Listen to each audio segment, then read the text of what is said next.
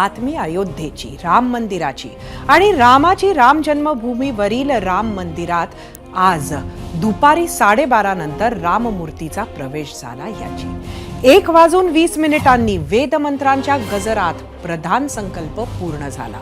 जलाधिवास पर्यंतचे विधी आज संपन्न झाले. उद्या सकाळी 9 वाजता अरणी मंथनातून अग्नी प्रकट होईल. याची अग्निकुंडात स्थापना केली जाईल. त्यानंतर धान्याधिवास सारखे विविध विधी, संध्याकाळी पूजा आणि आरती केली जाईल. मंदिरात हे सगळे विधी सुरू असताना बाहेर अयोध्या नगरी आपल्या राजाच्या स्वागतासाठी सजली आहे. लता चौकात खास सुशोभीकरण केलंय. तिथे रांगोळ्या आणि रेती शिल्प तुमचं लक्ष वेधून घेतात. राम भक्तीचा हाच मूड तुमचा आवडता एबीपी माझा सुद्धा कायम ठेवणार आहे. उद्या संध्याकाळी 5 पासून एबीपी माझावर भरणार आहे राम संमेलन.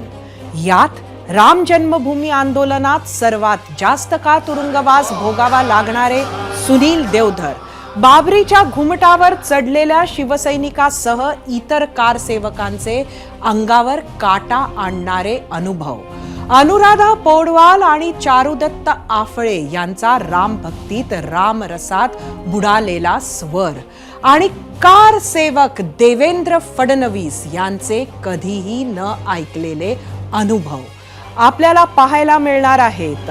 तेव्हा आज 0 आवरमध्ये इथेच थांबूयात आणि उद्या संध्याकाळी 5 वाजता राम संमेलनात नक्की भेटूयात. तोवर पाहत रहा एबीपी माझा.